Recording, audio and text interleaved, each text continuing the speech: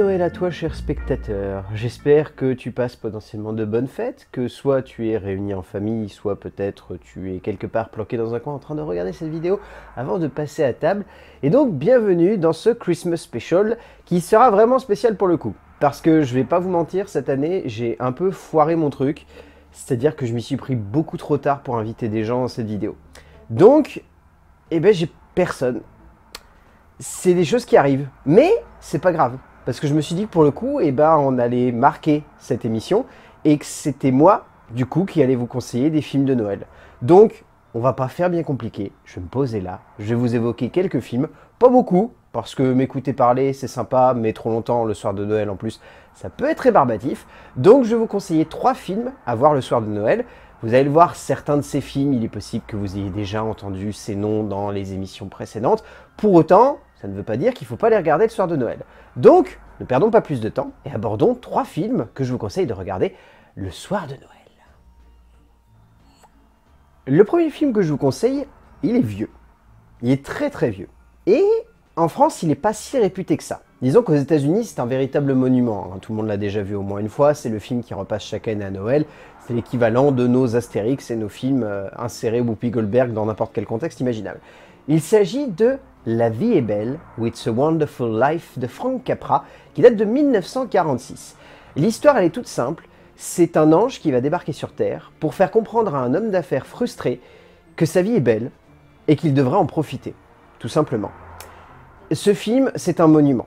Je veux dire, si vous avez déjà arboré Internet en recherchant des films à voir le soir de Noël, c'est évident que vous êtes tombé sur quelqu'un qui a conseillé à gauche ou à droite « Oh tiens, tu devrais regarder ce film de Frank Capra qui date de 1946. Je sais, c'est en noir et blanc et ça semble un petit peu vieux, mais tu verras, tu seras transporté par cette histoire. » Et bien, indéniablement, c'est ce que j'ai envie de vous dire. Vous allez être complètement transporté par cette histoire. Le film est un poil long, pour ce qu'il a raconté, mais je trouve qu'il dégage une vraie beauté, une vraie tendresse, une grande noblesse notamment dans sa manière d'aborder les personnages et de traiter de la vie, parce que, mine de rien, un pitch comme ça, on pourrait facilement se dire « Oh là là, qu'est-ce que c'est que ce poncif un mec qui envoie un ange sur Terre carrément pour faire comprendre à un homme d'affaires frustré qu'il a une belle vie et qu'il devrait en profiter », ça semble un petit peu grossier.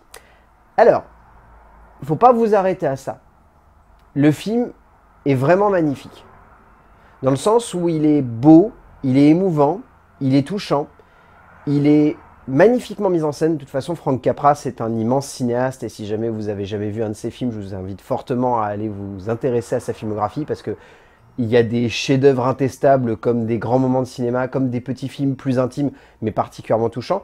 Et au travers de ce film, il a réellement synthétisé tout ce qu'il avait envie de retranscrire pour l'esprit de Noël, c'est-à-dire simplement un côté, bon, certes très américain, avec profite de ce que tu as et tu verras, la vie sera belle, mais au fond, est-ce que c'est si déconnant que ça? Je pense pas. Et c'est peut-être ça en fait qu'il faut garder en tête lorsque vous allez voir La vie est belle de Frank Capra. C'est juste que c'est un film qui a envie de nous faire ressentir des choses simples, mais avec beaucoup de tendresse, beaucoup d'émotion, et surtout, c'est bon de le rappeler, il y a James Stewart dans le film.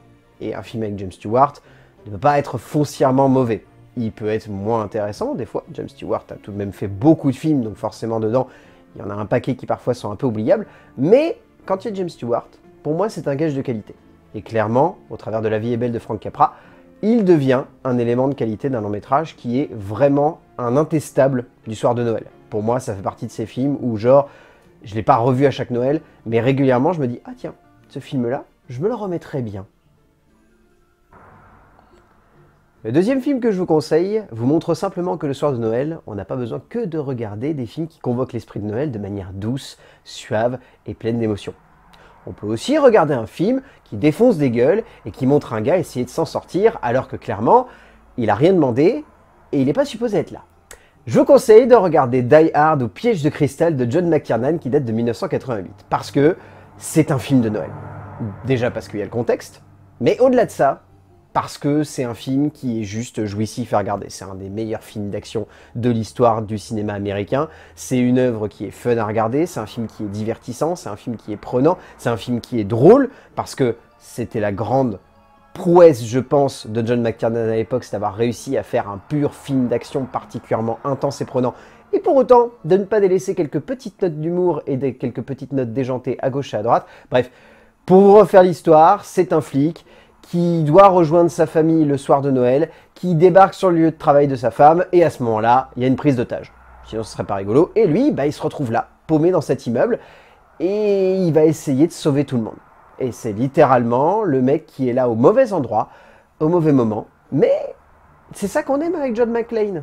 C'est que c'est un loser un peu magnifique, mais que ce loser, il est particulièrement charismatique et surtout, pas un si mauvais flic que ça. Bien au contraire. Le film est une tuerie. Au-delà d'être vraiment bien mis en scène, au-delà d'être particulièrement jouissif, au-delà d'être drôle, au-delà d'être fun, au-delà d'être divertissant, c'est un film qui est prenant, c'est un film qui va vous embarquer du début à sa fin dans une atmosphère qui non seulement est particulièrement bien conçue par John McTiernan, mais en plus a de la gueule et est vraiment intense. C'est un de ces films d'action, je trouve que c'est vraiment un bijou à regarder, c'est un bonheur. En même temps, vous passez un gros moment d'action et de genre, et en même temps, vous voyez un petit film dans l'esprit de Noël.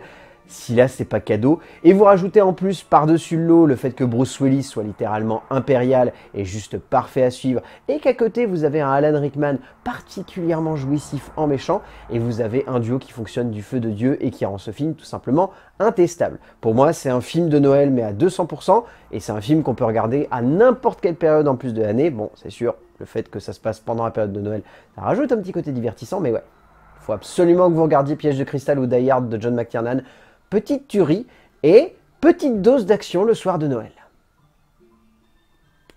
Et histoire d'être un petit peu plus récent, le dernier film de Noël que je vous conseille de regarder ce soir, même moi je me suis surpris à le mettre dans cette catégorie, mais c'est parce que pour moi, je ne sais pas si c'est la période à laquelle il est sorti, ou je ne sais pas si c'est juste l'esprit qu'il dégage, mais Ready Player One de Steven Spielberg est pour moi un film de Noël que vous devez voir la veille de Noël.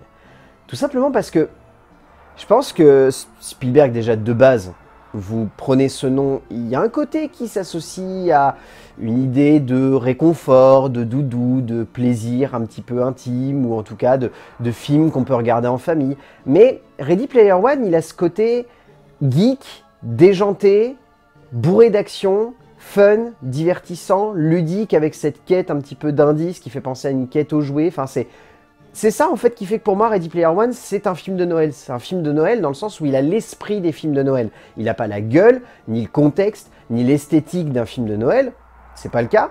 Mais il a cette ambiance, ce geste, cette forme et cette force qui fait que pour moi je l'associe un petit peu à Noël dans le sens où je trouve qu'il a un côté réconfortant ce film. On a envie de se poser, on a envie de regarder ça en famille, on a envie de prendre un petit plaisir, on a envie de juste regarder ce personnage, essayer de s'en sortir et d'essayer de trouver ces différents indices pour arriver à cette quête ultime du Saint Graal qui peut représenter une certaine forme de cadeau de Noël qui se trouverait au pied du sapin. Je sais pas, je trouve ce film vraiment génial. Enfin, moi de toute façon, vous me mettez Spielberg et vous me mettez ce film-là, j'adore, mais je trouve qu'il... Voilà. Il a réussi à faire en sorte que ce film dégage quelque chose, une petite atmosphère particulière, une petite ambiance, un petit ton. Et peut-être juste ça, en fait, qui m'a plu dans ce long-métrage. C'est que on se laisse embarquer. Et ouais, encore une fois, je crois qu'il était sorti en novembre, si je dis pas de bêtises. Mais dans ma tête, vu qu'il avait poussé jusqu'aux fêtes de fin d'année à sa diffusion, je l'associe en fait avec la période de Noël. Dans ma tête, c'est un film de Noël. C'est un film qui a une ambiance, un truc particulier. En plus de ça, vous rajoutez le casting qui est juste parfait. Je veux dire, Ty Sheridan et Olivia Cooke dans les deux rôles principaux sont vraiment excellents. Ben Mendelsohn en méchant, il est juste jouissif et jubilatoire. En fait, c'est un film manichéen sur plein d'aspects Ready Player One. Mais ce côté très archétypal sert une forme qui fait que du coup, on peut l'associer aux fêtes très facilement. Parce que c'est juste une belle bande de gentils particulièrement sympathiques qui, avec plein d'outils géniaux, une plongée dans les jeux vidéo et un univers pop culture, va réussir à battre un grand méchant et peut-être à raviver l'esprit de Noël en un sens, je ne sais pas. Peut-être que ça sera dans Ready Player 2, même si de bonne mémoire, pour avoir lu le livre, il n'y a pas vraiment de lien avec Noël. Mais sait-on jamais, il pourrait. Mais en tout cas, voilà. Ready Player One de Steven Spielberg, film de Noël à 200% selon moi.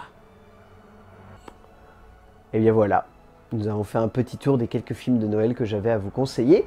Si je me débrouille bien, l'année prochaine, il y aura à nouveau des invités. Je ferai en sorte que ce soit le cas. Là, cette année, c'est juste que j'ai pas été très doué. Donc je m'excuse fortement. Mais pour autant, ça ne veut pas dire que je ne vais pas vous souhaiter de très bonnes fêtes de Noël. réveillonnez bien en famille, profitez de vos proches, ayez de jolis cadeaux. Si vous avez juste une orange sous le sapin, c'est pas grave, une orange c'est très bon, c'est bourré de vitamines et ça fait du bien au corps. Et passez de très bonnes fêtes, profitez, on se revoit très vite pour parler de films, pour parler de Noël, et surtout, pour parler de 7e art sur cette chaîne. Joyeux Noël à tous!